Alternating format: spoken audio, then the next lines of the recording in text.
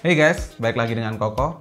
Sudah di akhir Q3 2021 dan gak berasa sudah banyak banget smartphone yang rilis resmi di Indonesia. Mulai dari yang ngandelin performa, kamera, hingga ke durability baterai. Dan di video kali ini saya akan ngasih rekomendasi smartphone yang punya baterai gede. Dan salah duanya sudah saya pegang ini smartphone-nya. Dan nomor urut di video ini tuh bukan berdasarkan yang terbaik atau berdasarkan yang termurah ya, tapi cuma sekedar nomor urut aja.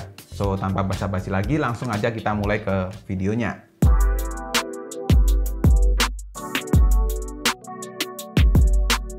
Oke, kita mulai ke yang pertama, yaitu ada Infinix Hot 10s. Dengan harga Rp2.149.000 untuk varian RAM 6GB per 128GB, dan dengan berkembangnya Infinix di Indonesia dengan ekspansinya di pasar offline, hadirnya Infinix Hot 10s ini udah cukup bikin rame ya. Karena dengan harga segitu kamu sudah dapat spesifikasi yang mumpuni sekalipun dipakai untuk main game juga.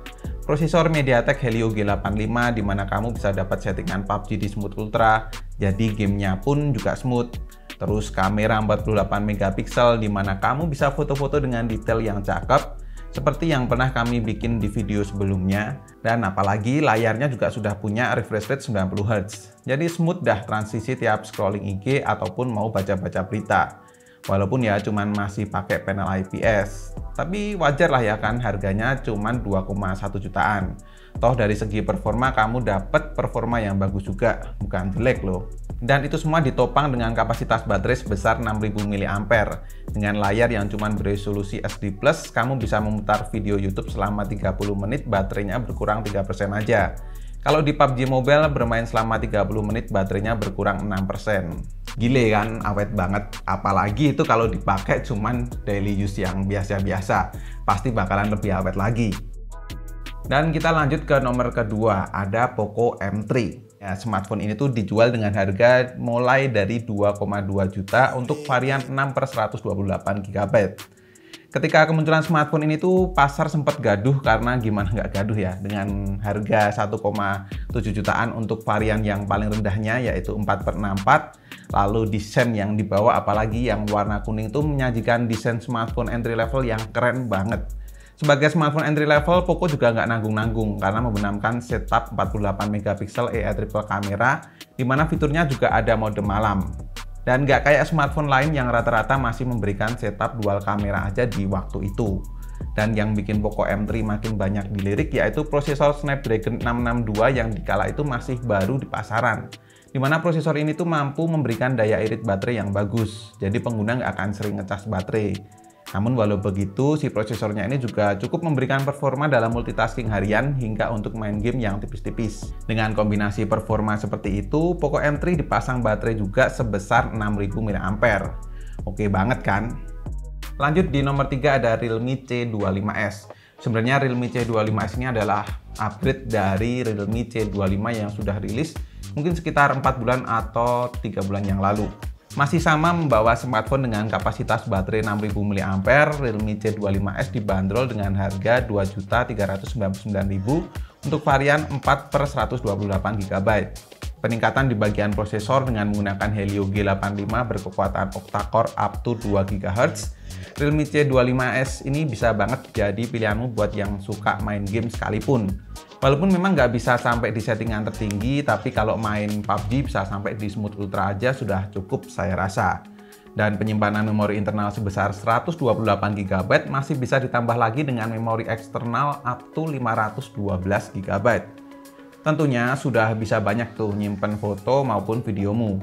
Karena di Realme C25s ini juga dibekali kamera sebesar 48MP yang memberikan hasil foto lebih detail.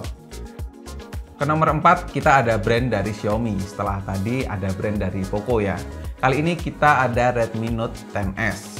Dijual dengan harga Rp2.699.000 untuk varian 6 per 64GB.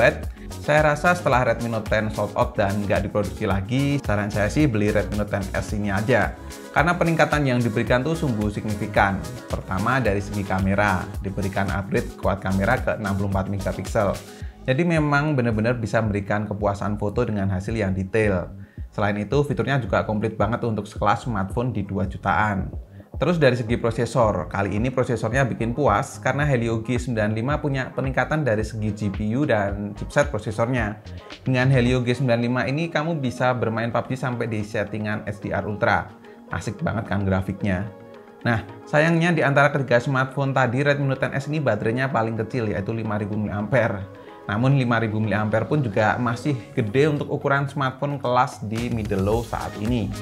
Yang kelima ini adalah smartphone yang kemarin baru aja dirilis atau mungkin sekitar minggu kemarin, yaitu ada Tecno Pova 2. Ya, smartphone ini dijual dengan harga mulai dari 2,4 jutaan dan memiliki baterai yang paling gede di antara keempat lainnya yang tadi, yaitu 7000 mAh. Kelihatannya di pasar 2 jutaan tuh Tecno Pova 2 ini deh yang baterainya gede dan juga performanya oke. Smartphone dengan prosesor Helio G85 ini sebenarnya punya performa gaming yang cukup oke juga. Sama kayak dua smartphone lainnya tadi. Jadi selain baterai gede, performanya juga pas banget buat hajar smartphone ini buat main game terus-terusan. Pas saya coba main game PUBG Mobile contohnya, selama 30 menit baterainya hanya berkurang 4%. Dan untuk nonton YouTube selama 1 jam juga cuma berkurang 4% aja. Gile kan iritnya. Oke, itu tadi 5 smartphone dengan harga 2 jutaan dan baterainya jumbo. Mungkin bisa jadi salah satu rekomendasi teman-teman ketika nyari smartphone dengan baterai yang gede. Karena saya pribadi pun bahkan kalau nyari smartphone pasti yang baterainya irit. Atau mungkin paling enggak yang pengecasannya lebih cepat daripada smartphone lainnya. Karena saya sendiri juga males tuh kalau sering-sering ngecas. Apalagi smartphone tuh kan memang sering kita pakai ya. Jadi kalau dicas ditinggal gitu kan rasanya jadi nggak kepake sih smartphone-nya. Dan apalagi buat kamu yang sering kerja di lapangan, males buat bawa powerbank, jadi mungkin kelima smartphone tadi bisa jadi salah satu rekomendasinya. Atau kalau teman-teman ada rekomendasi lain smartphone yang belum saya sebut di video kali ini, silahkan tulis di kolom komentar ya. Barangkali nanti ada teman-teman yang nyari yang lainnya juga, bisa jadi rekomendasi buat teman-teman lainnya. Untuk link pembeliannya sudah saya taruh di kolom deskripsi, silahkan cek aja. So, cukup sekian untuk video rekomendasi kali ini. Semoga teman-teman suka. Dan terima kasih yang udah nonton sampai akhir. Koko undur diri dan kita ketemu lagi di video selanjutnya.